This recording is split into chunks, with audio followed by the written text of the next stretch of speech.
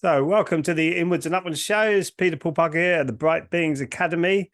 We're going to do a presentation on brain wave frequencies and the Mayan 9 waves. And I'm going to try and gel these two together, quite scientific in places. So, excuse me for that, but we'll jump straight into it and I'll share the screen. So, welcome to this presentation. And what is the brain, basically?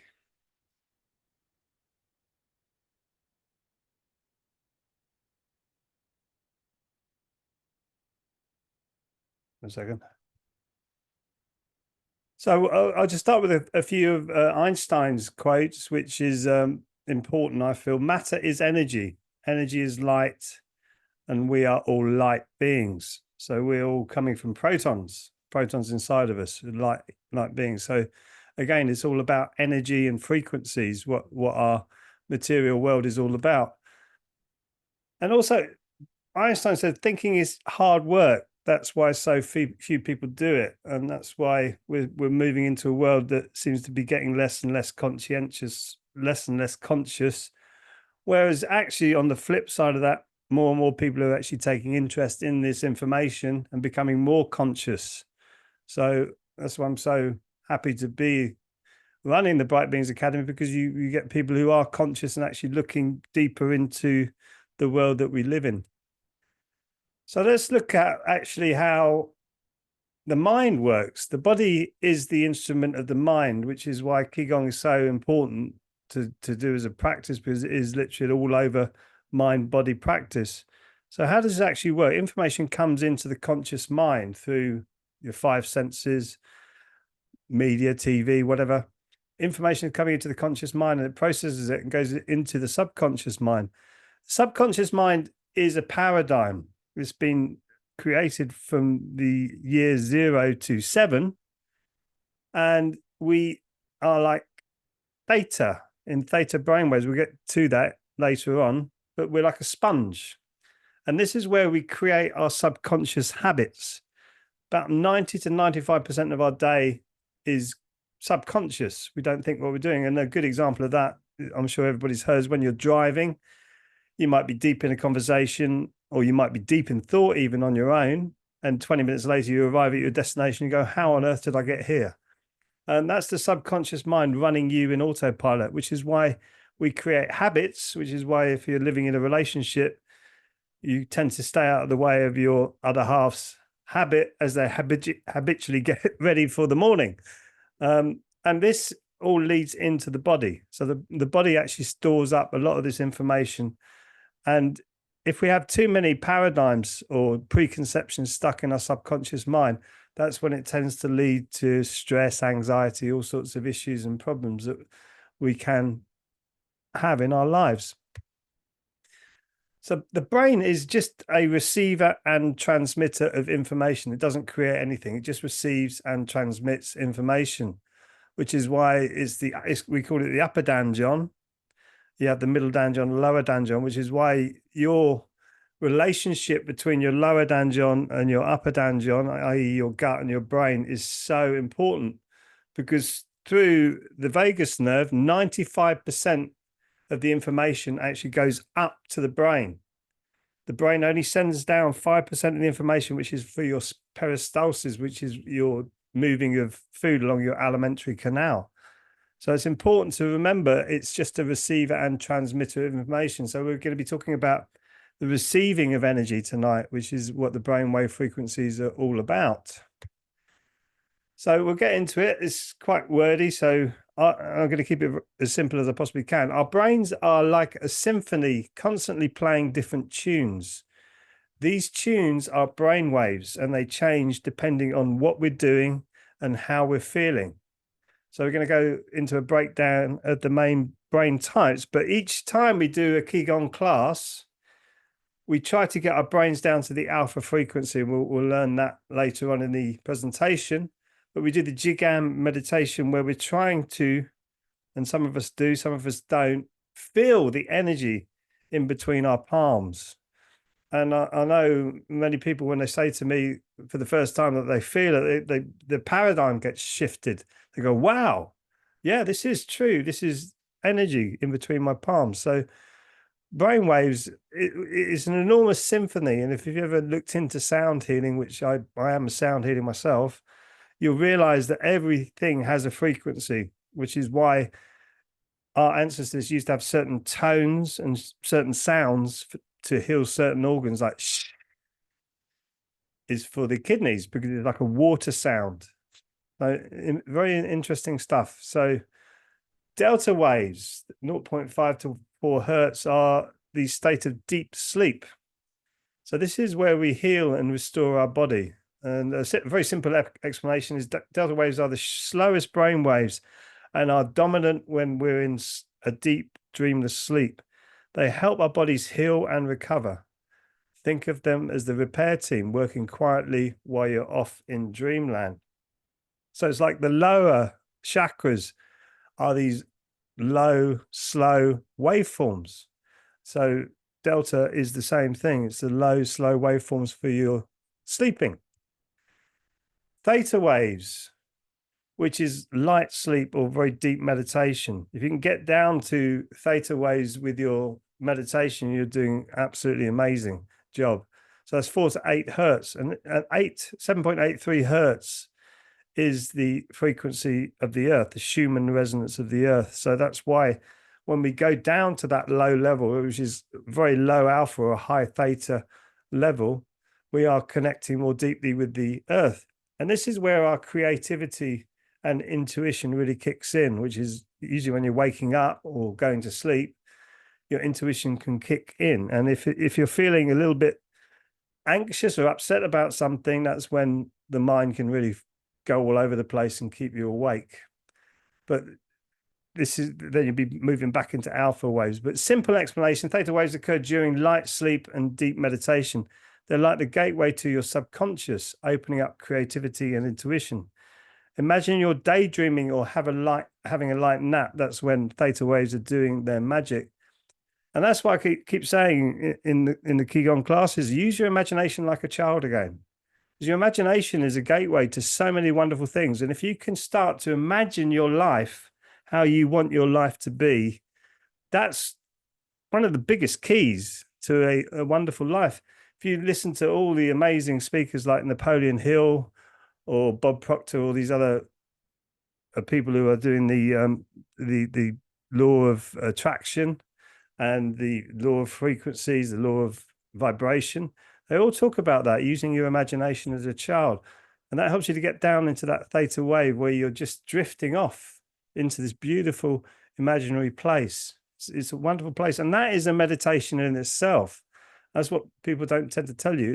It's a meditation in itself when you start to daydream, especially when you can start to move your daydreams where you want to. It's like lucid dreaming, but while you're awake. Alpha waves, 8 to 12 hertz. It's relaxed and calm. Purpose is your mind-body connections and your learning. So you need to be calm, really, for your brain to work best for your learning capabilities, which is why it's really important to learn deep breathing or any kind of meditation where you're connecting more deeply with your body. So the simple explanation for alpha waves are present when you're awake but relaxed, like when you're lying down with your eyes closed. They're perfect for learning and mind-body integration, helping you absorb information without stress. Picture yourself in a calm, serene state, perhaps just before you fall asleep.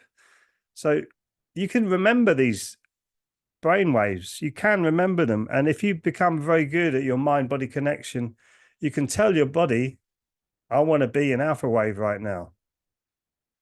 And then everything calms down. And it's bringing those thoughts out of the neocortex, the conscious mind. We were talking about the conscious mind earlier, bringing it out of the conscious mind.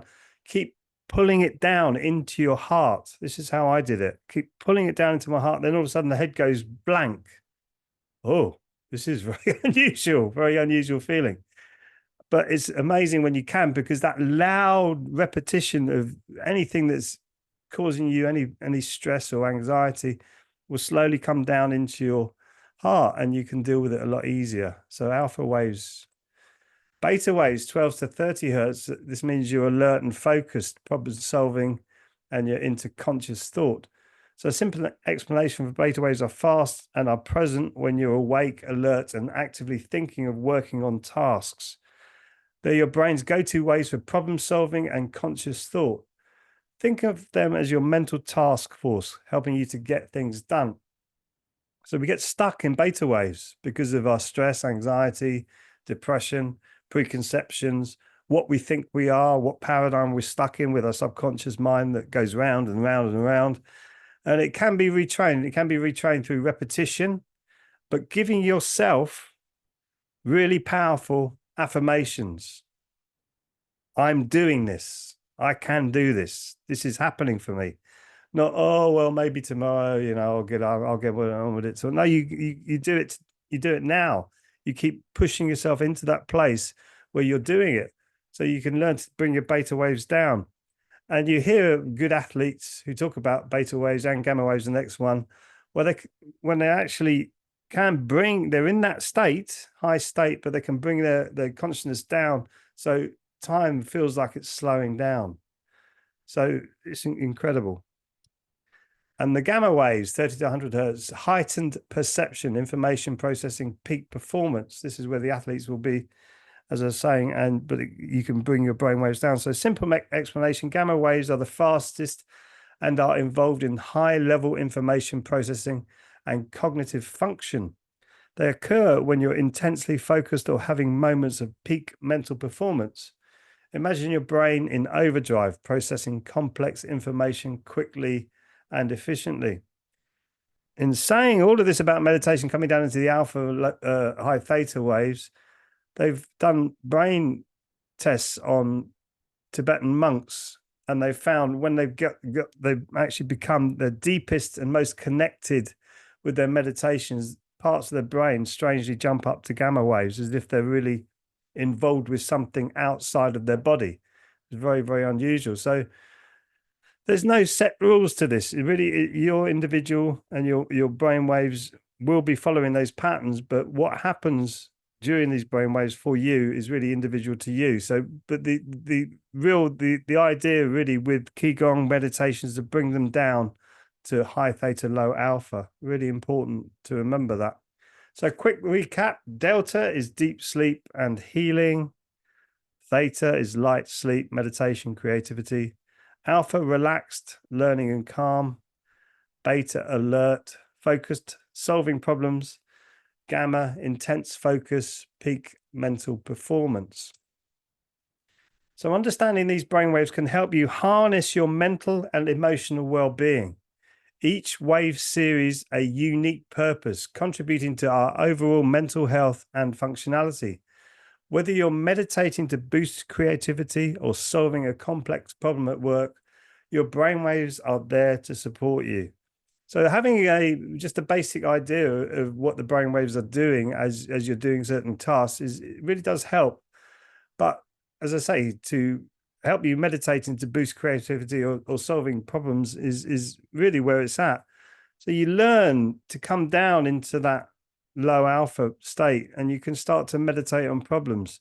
And I find the best time in the morning, first thing when I get up, if you can just wait before you just jump out of bed. I never do. I'm always thinking, I'll lie there meditating, and then the solving of any problems just suddenly pops in. Oh, there it is. It's quite incredible how it all works. But that's your intuition coming in. That's why I really do believe we need to all be connecting more with our intuition, which is what the dream method is all about, the coaching course. So the Mayan 9th wave, I don't know how many of you are au fait with the Mayan 9th wave, but if you look at the pyramid down there, there's 9 steps. They were into this 9 waves of consciousness coming onto the planet. So as I said before, the brain is a receiver and transmitter of information. If we can keep that in our minds through these 9 waves, then we'll start to understand that as the biological matter is created, well, there's no such thing as matter, but as the biological beings that hold on to our energetic beings, as we're being created through our energetic waves that come out, which looks like matter, and we'll call it matter for argument's sake, is being created to express consciousness coming onto the planet. And this is what the Mayans spoke about thousands of years ago, and what more and more people are actually picking up on now. So the Mayan 9 waves are a fascinating part of Mayan cosmology, each representing a different stage or dimension of evolution, both for humanity and consciousness itself. They are like the steps in a grand staircase leading to greater levels of awareness and understanding. So we're going to break them down very simply tonight, because this can get very complicated. But what is fascinating, and I haven't got the slide, unfortunately, with me, but you've got the waves of a sine wave, and you under on the axis on the floor, you've got the times when certain things have happened, and there's either a dip or a raising, like the age of chivalry, or the dark age. Dark age happens when the wave is going down. Age of chivalry happens when it's going up.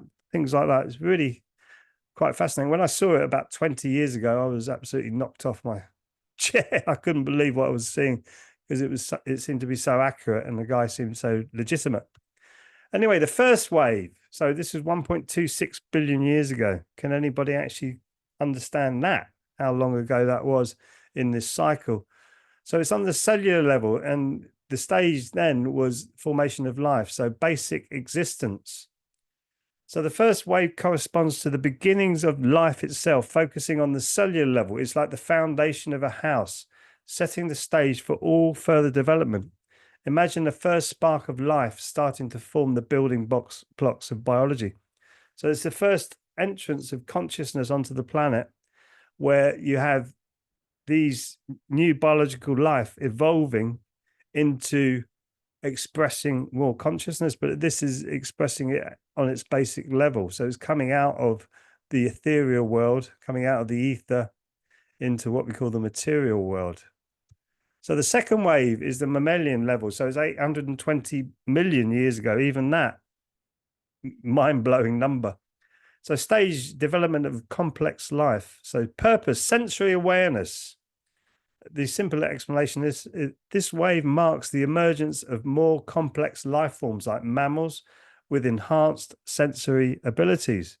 Think of it as the stage where life gets more intricate, involving beyond single cells to form beings with senses and more complex bodies. So this is the second wave. The mammals are coming onto the earth, and they're starting to express themselves more than just a simple life form. But even saying that, in a cell, one cell of our bodies, which would be like the cells being created on the earth at that time, you have the same amount of activity in one cell that you do in a battleship going to war. That's how much activity you've got in one cell. So just imagine what's going on in your body. It'd be quite noisy if you could actually hear it. So the third wave is familial level, 41 million years ago. Formation of families. So purpose, social structures, simple explanation. Here we see the rise of social structures, particularly families among primates and early humans. It's like building small communities or tribes where relationships and basic social bonds start to form. So it's getting more complex as the third wave comes in. The fourth wave is tribal level, 2 million years ago. It's the development of human beings, Homo sapiens, not as we are now, but we're starting to move towards that. And it's an early society. A simple explanation. This wave is all about the formation of early human societies and the development of tools. It's like humanity's taking its first steps towards civilization, forming tribes and learning to work together in groups. So the fifth wave is regional level, 102,000 years ago. So it's the rise of cultures. The purpose is civilization building. Simple explanation. During this period, cultures and regional civilizations start to emerge. It's akin to the time when humans began to settle down, create agricultural societies, and develop distinct cultural identities. Think of the building of early cities and the beginning of complex societies. Now, there's enormous debates raging across the internet and across the geologists today about whether we've had ancient civilizations that have been more complex than us. So you look at the pyramids, you look at Göbekli Tepe and other places like this, incredible architecture on them. The pyramids couldn't even be made today. So we don't know how old they are, and we don't know how many civilizations we've had on this planet. You look at the Vedic scripts, which I love to read. You see that there were amazing civilizations that are now under the sea. You have them off Japan as well, places way deep down on the bottom bed of the ocean. So we don't know, but this is when the fifth wave was coming in, and we're starting to have cultures and civilizations. So if you think about spirituality coming into that point, your spirituality would have been guided by your culture as it is today. It is the same today. The sixth wave, national level, 5,116 years ago, development of nations. So you're starting to build outside the tribes now, coming into nations, so structure and organization. This wave corresponds to the formation of nations and more structured societies within organized governance. It's like the creation of larger and more complex political and social systems where cities evolve into countries with their own governments and laws. So it's getting more complicated. So human beings are having to find ways to structure and organize themselves. So that was the sixth wave. The seventh wave, so it's on a planetary level now, 1755 AD. So we're starting to get more of a global consciousness understanding about the global awareness of the world.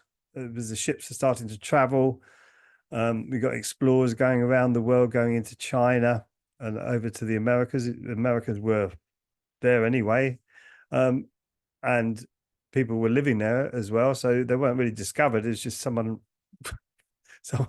ended up traveling over there. So industrialization and global awareness. Simple explanation: the seventh wave makes the era of industrialization and the rise of a global consciousness. It's the age when humanity started to think and act on a global scale, leading to the significant technological and cultural advancements. Imagine the world becoming interconnected through trade, communication, and technology. And with that came big corruption as well. So with the good comes the bad, unfortunately. So it's all yin and yang. The eighth wave, galactic level, 1999. There's a song there somewhere, isn't there? Digital and quantum consciousness, digital and spiritual integration. This wave represents the digital revolution and a shift towards a more interconnected and spiritually aware world. How did they know that back then? It's like opening up to a broader, more integrated view of existence, with advancements in technology bringing humanity closer together while sparking a renewed interest in spiritual awakening. 1999, which is why 2000, the millennium, was such a big spiritual time, because of this new consciousness coming onto the planet. We're starting to, excuse me, understand the quantum level of our existence. Oh, frog in the throat. Excuse me. The ninth wave, universal level, 2011. Unity consciousness. Excuse me. Universal harmony and integration. The ninth wave signifies a move towards unity consciousness, where humanity strives to live in harmony with the universe. My goodness me.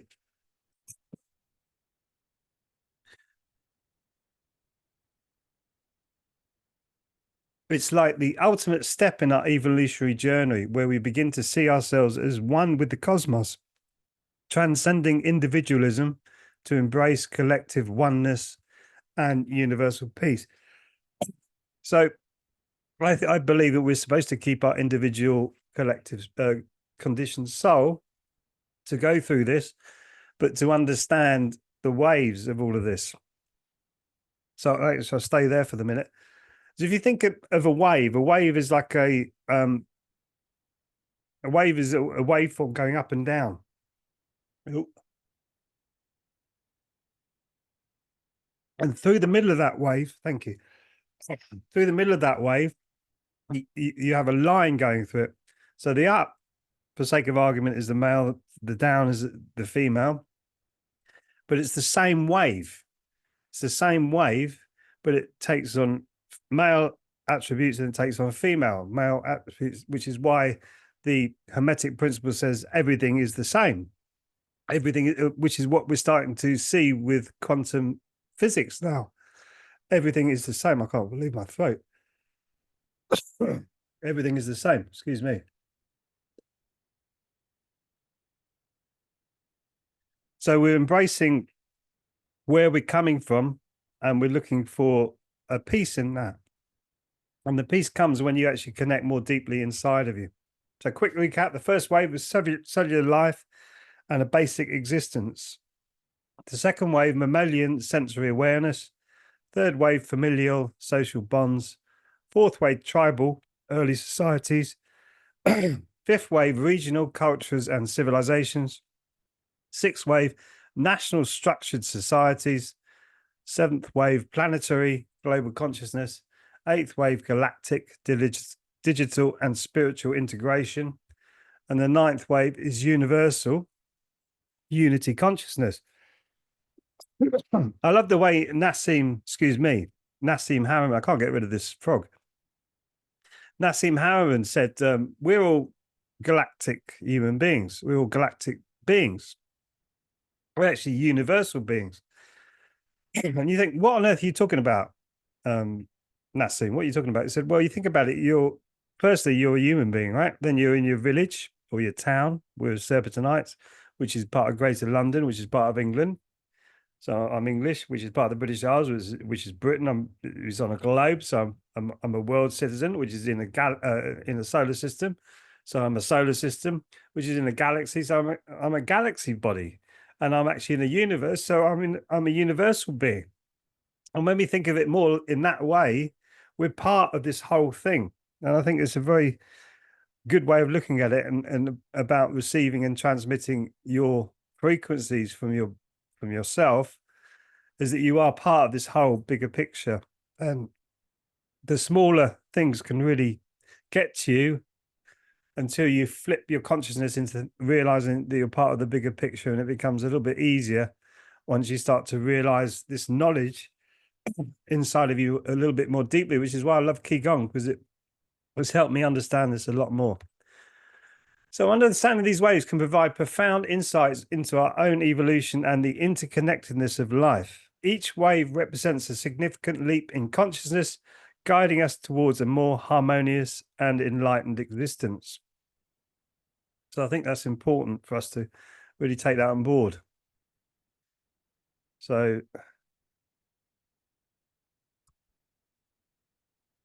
these are from the fifth wave to the ninth wave. This is what they've found. So the fifth wave, if you look at the figure down there on the left, probably quite small on your screen, but it's a shamanistic state of unity. So human beings weren't so much, that was 100,000 years ago, weren't so much in the neocortex. So they weren't so much in the thinking brain. They weren't so separated. And then when the sixth wave came, 3115 BCE, religions started to form to organize the spiritual nature of human beings, because they wanted to realize, well, okay, this is where we're at, so let's organize it. And again, when things get bigger and bigger, they tend to get a little bit corrupted. And then the seventh wave, 1755, when human beings really did start to break free from our natural world because of the neocortex and the right. Just imagine that, saying, well, we can sail around the world now. It must have been an enormous thing. We lose sight of that because we got mobile phones now. If you'd bring a human being from 1755 into this current world now, they would go insane very quickly because they wouldn't understand it whatsoever. So their understanding of the world was saying, well, actually, we're bigger than the world. And that's where atheism really started to come in a big way. Eighth wave, January 5th, 1999, the New Age, or the neo-shamanism, which is kind of what our Qigong class is all, is like neo-shamanism. It's about getting rid of the old energy in your body I'm coming into the new you, the real you, the you that's in there that shouldn't be tainted by all of this experience that we've had, which can be good, can be bad, but we get tainted by the negative experience rather than the positive more. And the ninth wave came in 2011 as unified connection with the divine. So I think more and more people are starting to realize, I know I am, when I go out into the garden, I'm going, my goodness me, look at this. You got the trees and the animals and the wind and the sun and the clouds. And I just feel so blessed to be experiencing it as a human being. And that's really the ninth wave, when we start to realize we're more connected to this whole consciousness world, this whole energy world. So that's it. That's the presentation over and done with. So I hope that was